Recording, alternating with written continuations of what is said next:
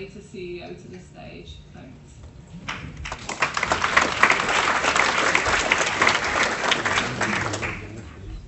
I thought I was going to get an extra 2 minutes.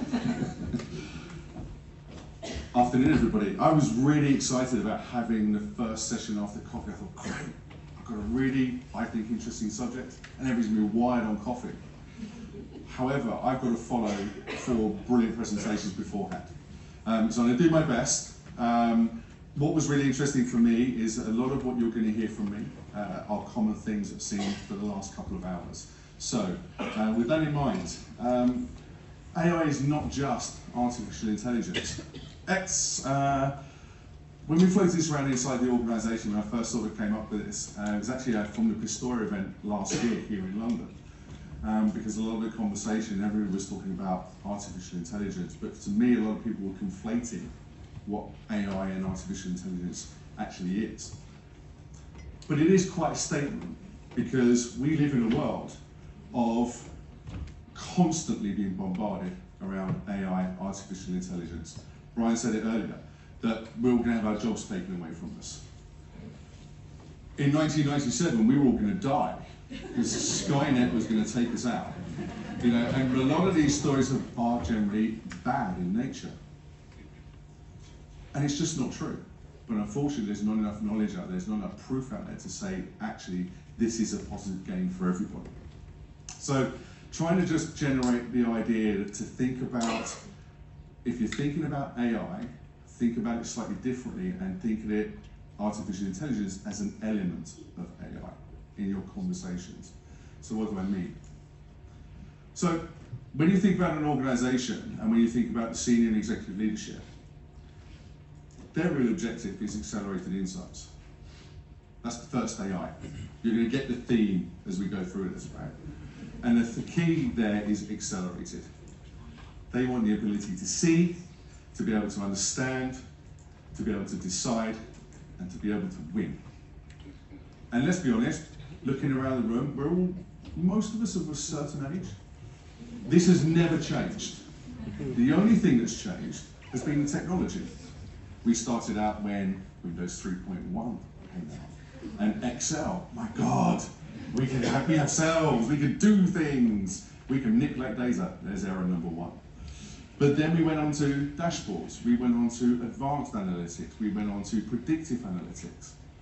And then we've now come to the world of AI, artificial intelligence. I made my own mistake. But fundamentally, this is what the business cares about. And so if someone tomorrow launches something that replaces all the concepts that sit within the generic term of AI, AI's gone. Because that's what they're looking for. And it's that last one. We talk a lot here, and Pistoia is brilliant around that pre-competitive collaboration, but let's not make no mistake. There comes a point where it is completely competitive. Yeah, so it's all about that advantage. But there is no doubt artificial intelligence is a game changer. And we're seeing constant evolution of artificial intelligence now. We've got large language models. We've got machine learning being around for 20 odd years. Concepts of digital twins, generative AI, ChatGPT, and so on and so on and so on. I read an article the other day on agent AI, the next thing. This is the game changer. This is not going to disappear anytime soon.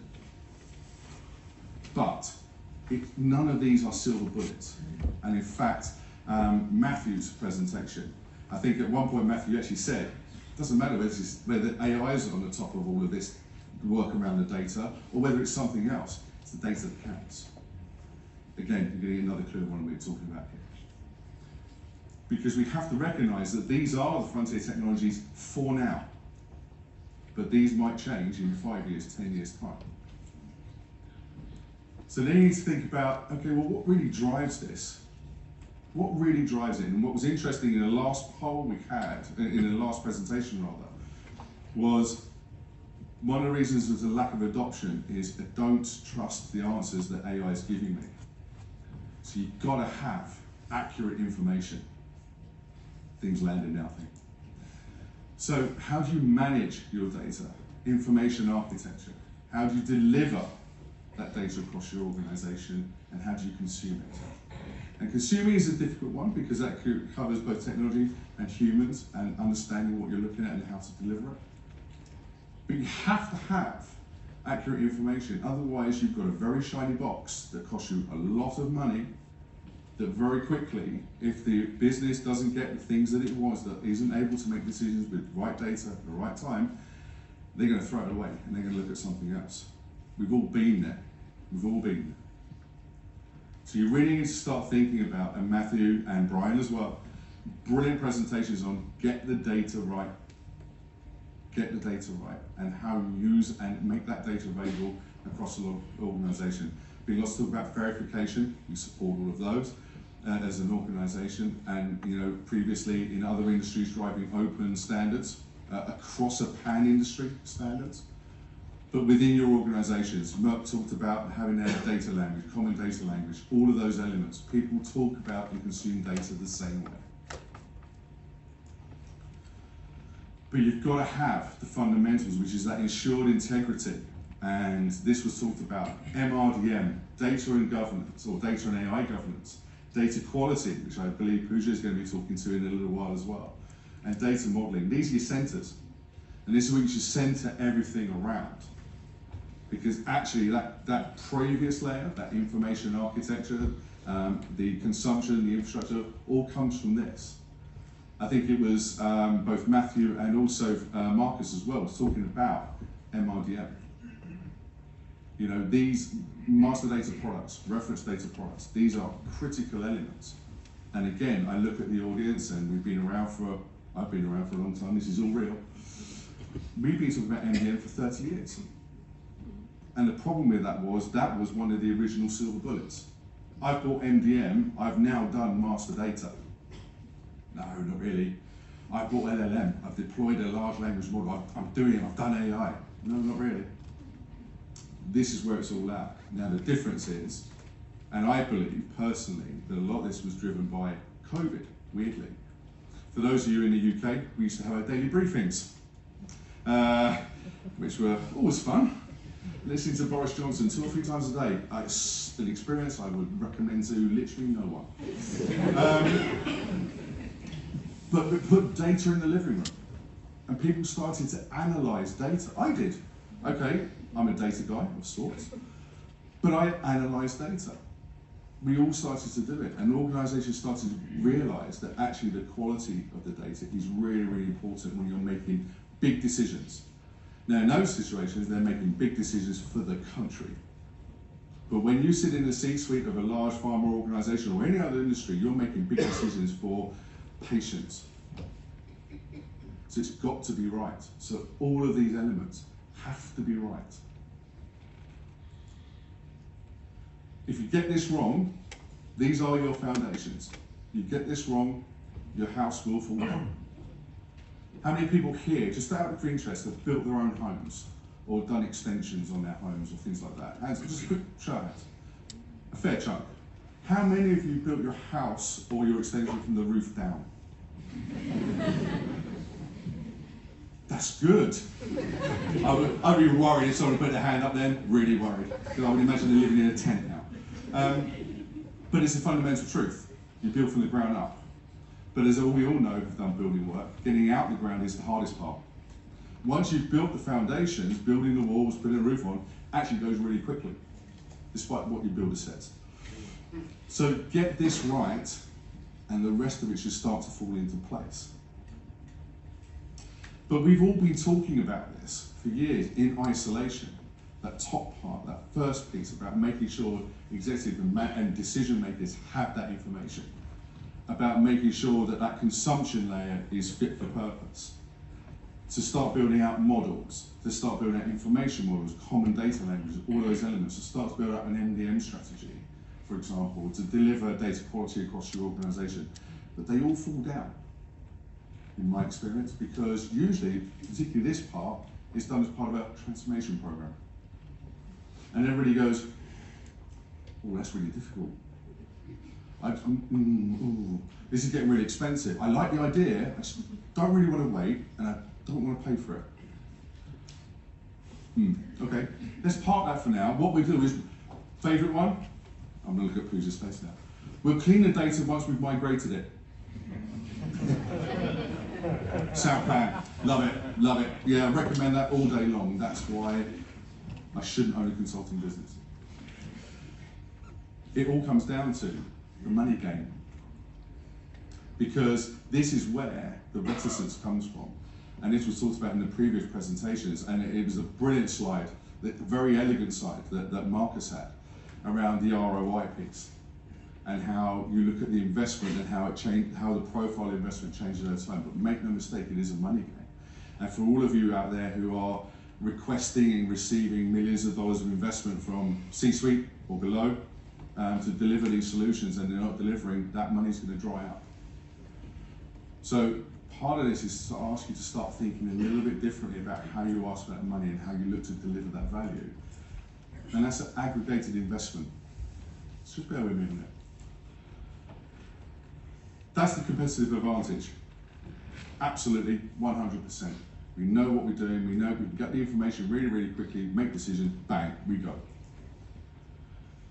And we got the innovation. You could scrub artificial intelligence and go back 5 years, predictive, and beyond that, and so on and so on. Most companies stop there. Because, let's be honest, and we've all done it, we ride the bandwagon. Quick show of hands. Who's gone to their CIOs, CDOs, CEOs, CFOs again? I've got an AI project, give money. Take some money, because I went to a thing and it showed me what I could do with AI. So do AI. Do AI to me, for me. Give me money. Yeah, sure. That well will dry up. That well will dry up, but most companies stop there. So when you're starting to think about, you want to start delivering into your organization and thinking about the use cases, start to think about making sure you have accurate information for that use case. Make sure you have the assured integrity, you have that base foundation in place for that use case. And request your investment accordingly. Think about the use case. Rather than going wide, go narrow. It talked about it a little bit earlier on, I think Marcus was referring to it. You can't prove the ROI very, very easily. But what you can do is develop a use case that delivers value to people. But why do it like this?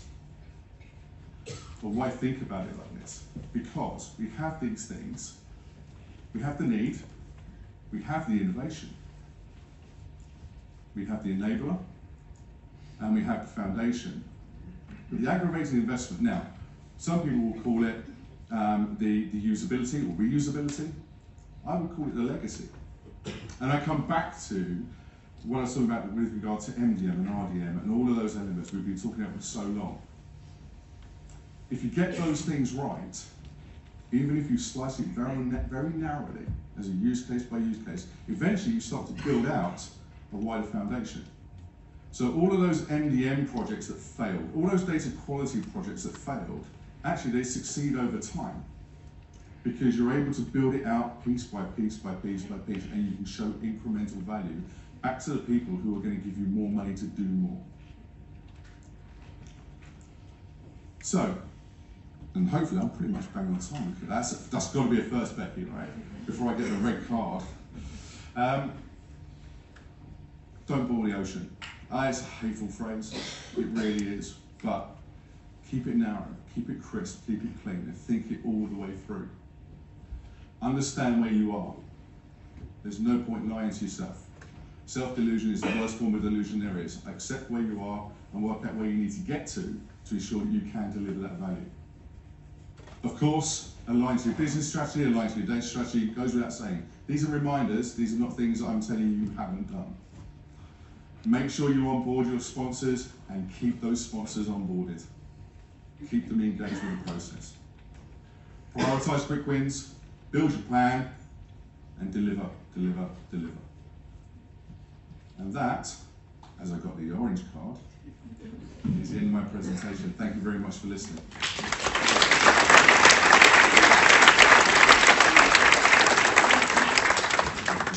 Has anyone got one quick question for Miles? Let's see, because he's finished a minute early, so we can allow him a question. Oh, that's depressing. Stunned people into silence.